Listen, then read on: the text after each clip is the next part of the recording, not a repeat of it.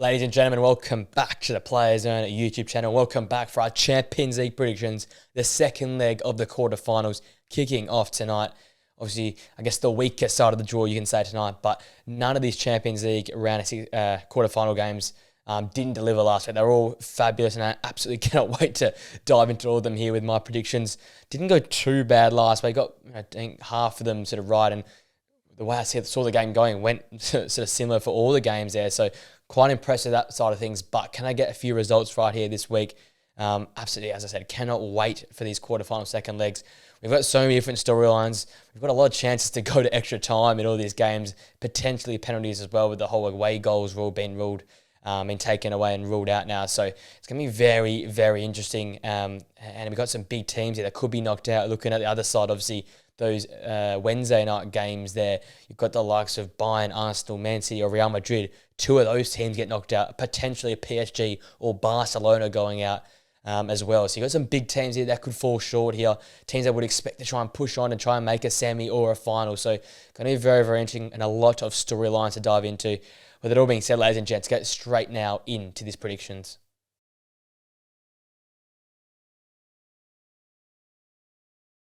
Alrighty, our first game is Borussia Dortmund versus Atletico Madrid in a very interesting tie, probably the weakest out of them all, but still very, very interesting. Sebastian Heller's late goal in that first leg there almost saved this tie, and Kobel's efforts in the 80th minute to keep out Correa coming in as well keeps this tie alive now. It's a 2-1 after the first leg, and we're going now to the yellow wall and to Borussia Dortmund, where they've been very good at home this season. So it's going to be a very difficult game for Atletico Madrid. You look at that first game there. You know, the first 30 minutes were owned by Atletico Madrid because of mistakes Borussia Dortmund made, playing out of the back by Kobel, poor defensive structure at time for the second goal as well. And Atletico Madrid pounce on that. They pounce any mistake any side will make. That's the way they've been built and looked and made to play. They're made to play to pounce on mistakes, to not be too aggressive on the front foot themselves, but capitalise on any half chances they get and make other teams hurt. And that's what Borussia Dortmund did. Arguably the younger side, the less experienced side. On quality, on paper, they're quite similar, these two teams, but Simeone and Atletico Madrid, they've got history in this competition. Antoine Griezmann, Alvaro Morata, look at, like I said, De Paul as well. Experienced players in this competition that know how to read these moments and to capitalise on that. And you look at that first leg there, it was Borussia Dortmund who dominated majority of the possession and majority of the chances after the first half an hour. But that first half an hour killed them. And luckily enough, Haller gets in the score sheet there around the 80th minute to keep this tie alive, because if Atletico Madrid go and score that third goal late in that game there, if Kobel doesn't make that save, 3-0, the tie's over. But 2-1 here, you have a chance to go here home and will make an impact. And I think the key is here for Borussia Dortmund to carry across that confidence they've played within possession. The likes of Sancho, Ian Maatsen, Marcel Sabitzer, who was very, very important mid on the weekend there versus Gladbach in the Borussia derby. And I look at the leaders of this team like Füllkrug or Haller. Whoever starts up front, that striker to be very clinical. Any chances you get, take them. Try and start the game much quicker than you did the first game. I think if they get the first goal here, we could be seeing a great comeback here for Borussia Dortmund to turn this game around. But if this game goes deeper, goes longer, it gets more tense, that's when Atletico Madrid can counter-attack, can use their defensive IQ, their game awareness to try and grind out a result. So it's a very important whoever starts quick out of the two sides. I think whoever starts faster out the blocks will likely go on and win this tie. I obviously touched on that previous game Dortmund played on the weekend versus Gladbach. A difficult game in the derby there. Quite balanced in terms of big chances. But I think Dortmund, that first half now, they did really, really well. Marcel Sabitzer's double, one from the penalty spot, one making the most of it. Keeper didn't really come or go, and scored a great finish there as well. He was key for them. And then obviously a tough red card for Karim Adeyemi. He got the double yellow just after half-time. So they ground out the second half and defended well. And that was a good formula, I guess, a good practice run for what's going to happen here versus Atletico Madrid. I think score early, score a few early, then go into a more defensive, pragmatic style of football, make Atletico come out of their shell, try and do what they do best, other teams, and counter them. Because I think you look at Atletico Madrid, their last game versus Girona, it was very impressive in terms of start strong, get some goals, and then to grind out the back end of the game. Deny Girona what they want, which is high possession, comfortable game, but they pressed high up the pitch, forced that playing out of the back to be much more difficult, and pounce on mistakes, and had any sort of half moment that capitalised on Antoine Griezmann's double, a key example of that as well. So for Atletico Madrid, it's going to be all behind the likes of Morata, Griezmann, De Paul, Lino. These more experienced players and players that can create the things on the and be the X factor realistically for them. The side is very pragmatic. It is very simplistic in terms of the way they play their football, but those players there, your X factors, they're going to have to pop up at key moments to stand out for this team. And I think the counter-attacking style of football will absolutely suit them here on the road versus a Borussia Dortmund that has to go and chase the result. For Dortmund, as I said, start the game strong, get the ball into the likes of Sancho, into Füllkrug, get these guys some chances, Karim Adeyemi as well, feed these guys early and let them do their thing. Attack the game early. You've got nothing to lose. You're already down this tie. Go and try and level it up nice and early. A goal in the first half an hour, 2 goals in the first half. I think Borussia Dortmund win this tie. But I think what's going to happen is Atletico Madrid will just grind it out like they always do, grind out their result. And I think it's going to be a 1-1 game. Atletico win on aggregate 3-2. I think that's the way they go about it. So I see Atletico maybe conceding one in the first half, but really grind it out, finding one in the second half on a counter-attack or out of nothing. And I think that's just the way they end the result. Simeone will do his best to keep it really boring between the thirds. You're almost in that middle third there. Let the game be played in there. Force Dortmund to try and play through the middle, compact the space, and not allow those, X-factor type players on the flanks to get involved as much. And I think Atletico Madrid will have the game management, the experience to get it done. So such for me, a real ugly affair I feel like it's going to be, but Atletico Madrid getting it through with a 1-1 draw here and 3-2 in aggregate.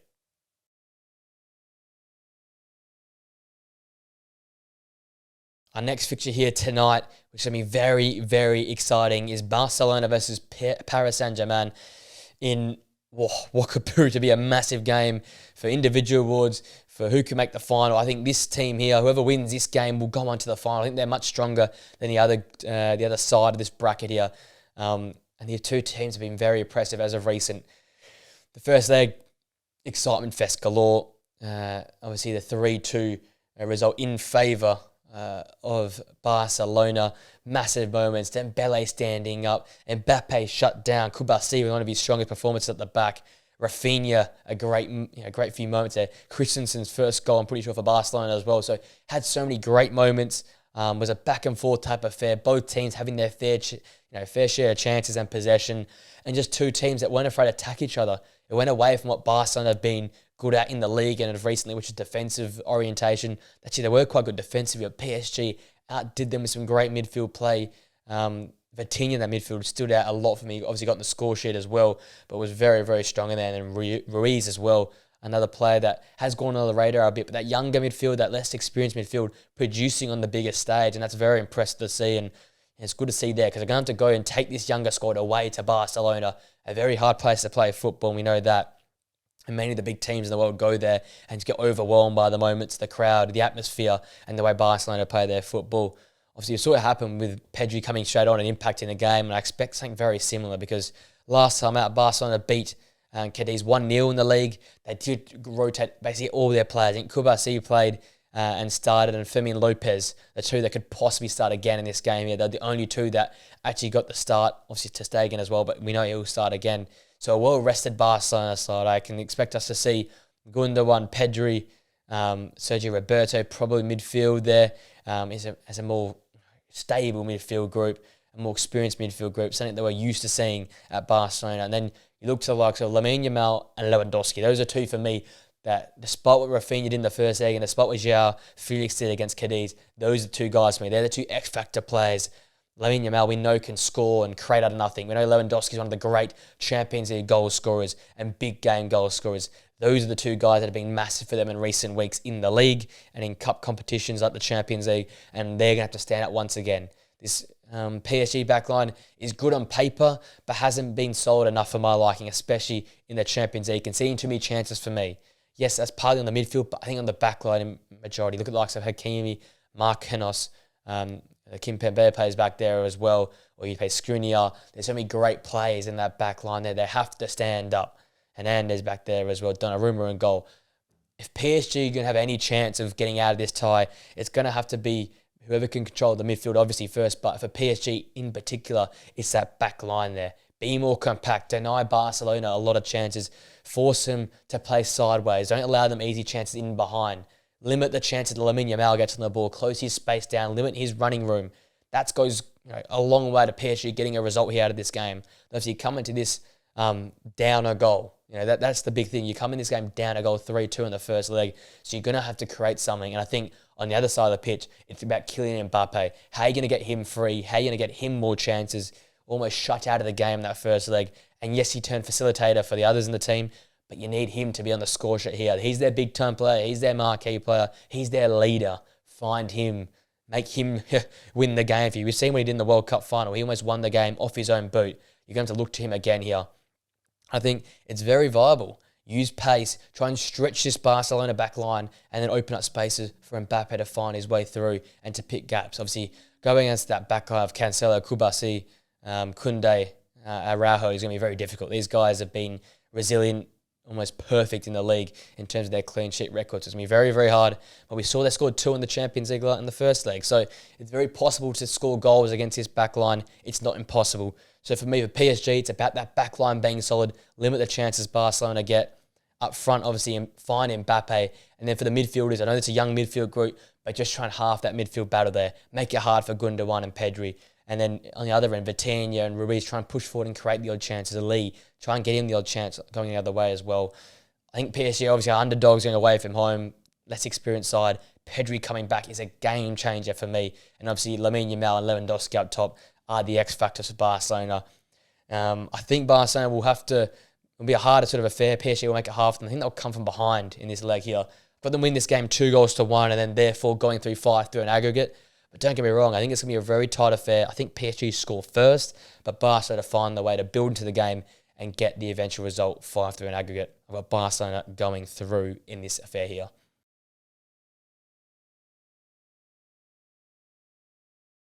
All right, now we come to the Wednesday night games and the big blockbuster games, the big side of the draw.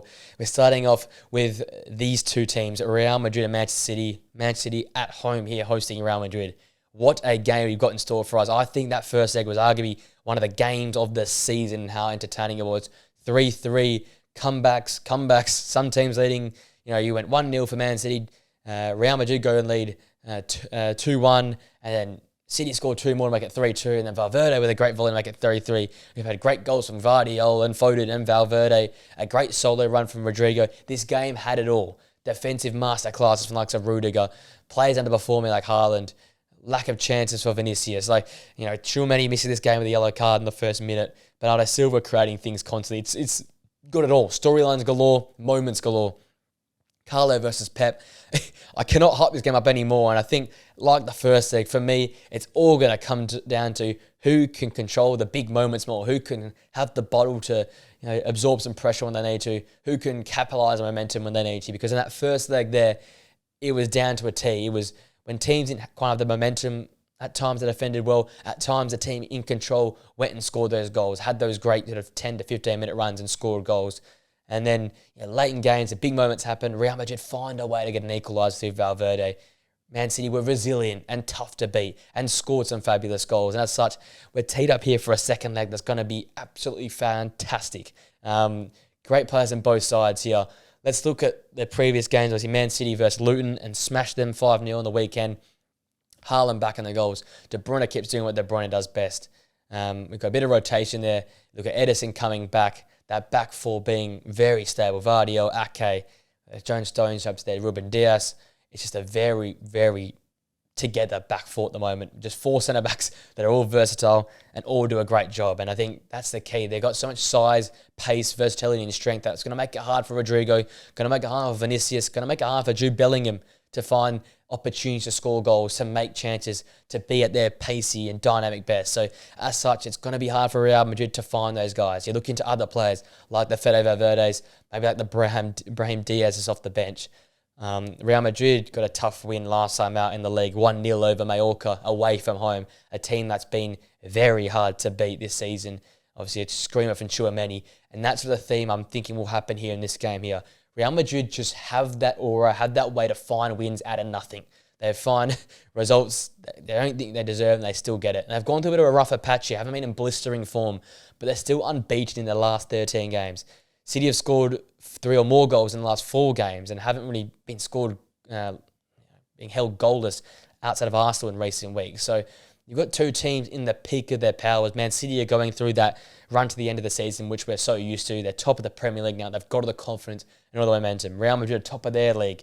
They just find results. So you've got just two teams. It's hard to pick the differences. So I think the X factor is the difference makers for me. For Man City, it's going to be, once again, the likes of Bernardo Silva, the likes of that back four there. And then for me, Rodri, somebody who can control that midfield, that hasn't lost when he starts for Man City, that can control games, dictate moments, and find a way to impact big games, whether it be goals, assists, great runs, great tackles. He's always been so influential across the last 18 months in terms of affecting big games through big clutch moments. I think that's going to be what's going to be the difference here. If Man City find a way to win, it'll be like some Rodri standing up in those big moments, whether it be a clutch time goal or important tackles and controlling that midfield there. And then obviously I think it's going to be Haaland and De Bruyne to step up. Had obviously limited to no impact in the first leg. I think they get inserted here in this leg here and they stand up. I think they create a lot of chances.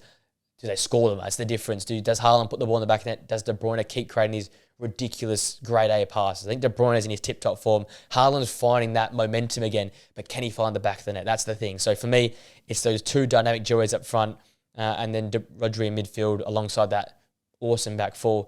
For Real Madrid, it's going to be, for me, the experienced leaders, the Nachos, the Krooses, the Modric's. These guys, that because Tchouameni's missing, and because Rudiger's going to play well, but he needs that partner, I think it's the old heads that are going to stand up.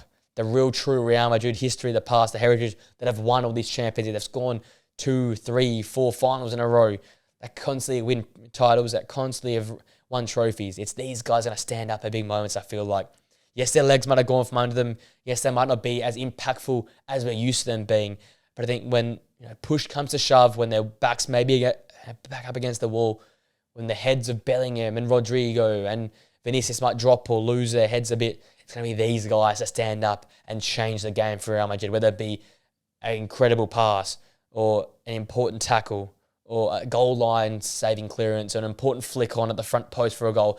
These guys know these moments. They know how to make things happen. I think they'll stand up. And then for me, the second point, the second X factor Real Madrid have is one of those top three are going to be massive. I think one of them going to stand out. Rodrigo was the first leg. I wouldn't be surprised if Vinicius is this leg here. I think with all the talk of Walker being out and how good Man City's back four was, how he was shut down the first leg, I think we're in for a Vinicius masterclass here, exploiting Man City in the counter-attack. I think they're going to have 30, 35% possession in this game here, Real. They're going to be content with absorbing pressure, sitting in, taking the hits, and then counter-attacking. Looks like a Valverde tucking in from a wide position, creating a more sort of five back at times, a bank at five, a bank at four, and then looking for Vinicius as the outball, looking for him to create something out of nothing.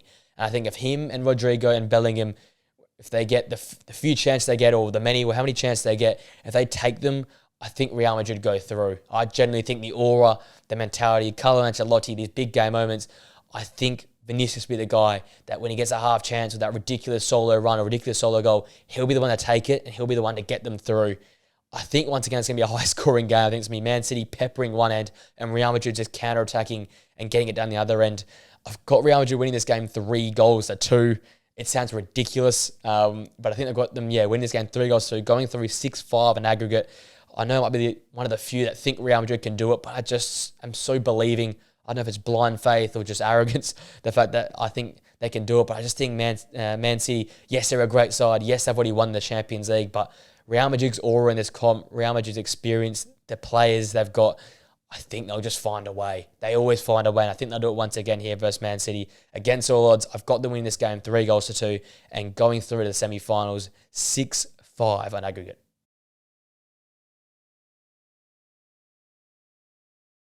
Then that brings us to our final game. It's in Germany. Bayern Munich hosts Arsenal. And what a first leg that game was as well. 2-2, controversial.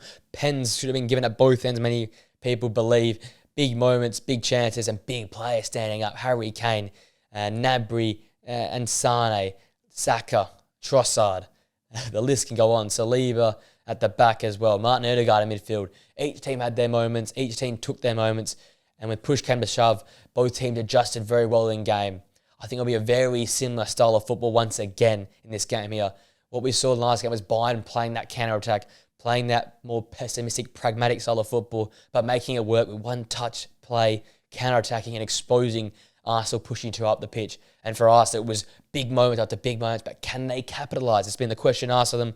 They did early on, but they couldn't kill the game off, and Bayern were given an avenue through. They were leading for the majority of the game, and then a moment of magic brings it level to 2-2. And I think it'll go a very, very similar way, despite it being now in Germany. Obviously, advantage to Bayern, getting a result away from home, now going to home. But I think for them, the best way to go about winning this game is to do what they did in the first leg. Absorb a lot of pressure, allow Arsenal to come onto you, and then spring the counter-attack. Against Cologne, they won 2-0, very impressive. Muller and Guerrero on the score sheet.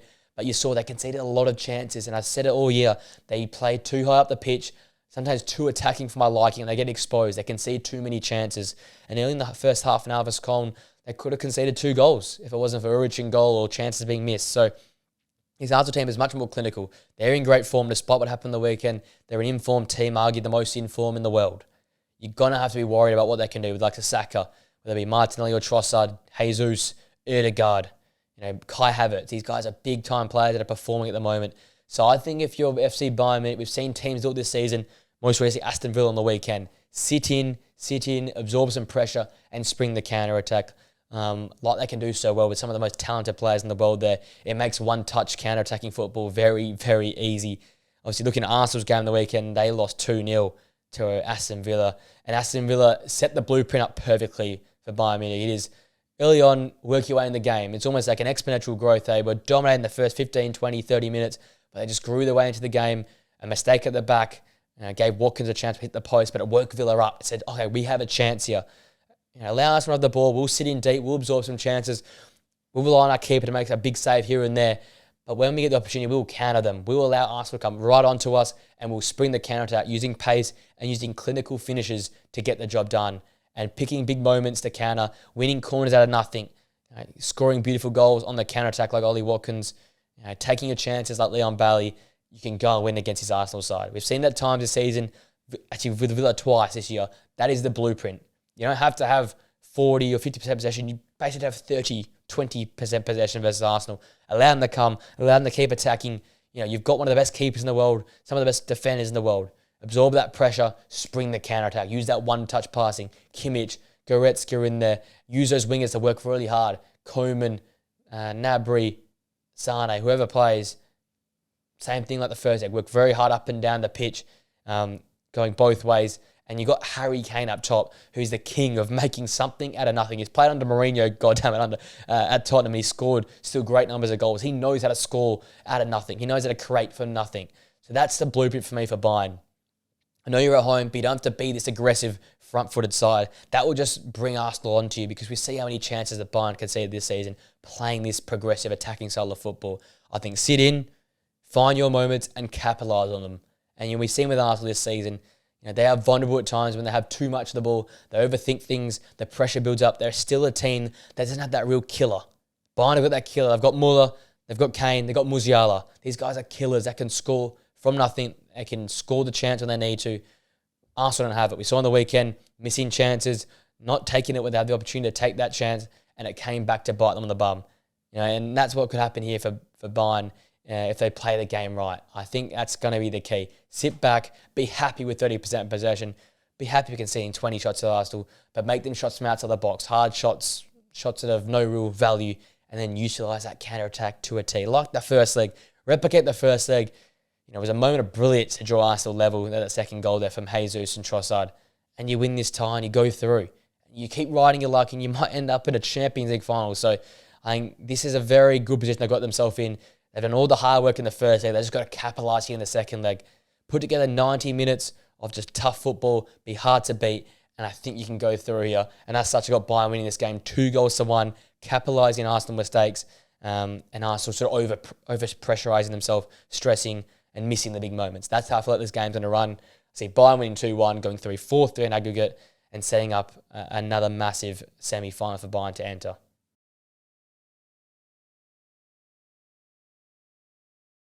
That, ladies and gents, brings my predictions for the Champions League quarter-final second leg ties to an end. Let me know what you think in the comment section down below. Which games are you most excited for? What are your predictions for these games? Who do you think make it through to the semi-finals? And let me know out of 10 how excited you are for the Champions League to be back once again. Back-to-back weeks of Champions League football. I am absolutely laughing and cannot complain. the biggest competition in the world for a reason, because it just delivers these great ties and these great games with great players. Absolutely can't wait. I hope you guys can't wait for it as well. If you did enjoy the video, please make sure to smash a like on it. Subscribe to the Players Zone channel for more predictions, podcasts, real football content, reaction videos. It's all going to live here on the channel. We're on the road to 500 subscribers. Any new subscribers would be much appreciated. We're trying to get there before the end of the season and the start of the Euros, so any new faces would be much appreciated. Hope you have a great rest of your day. Enjoy the football action tonight. Enjoy the football action for the weekend, and I'll see you guys on the podcast or prediction video very, very soon. Till next time, guys. See you later.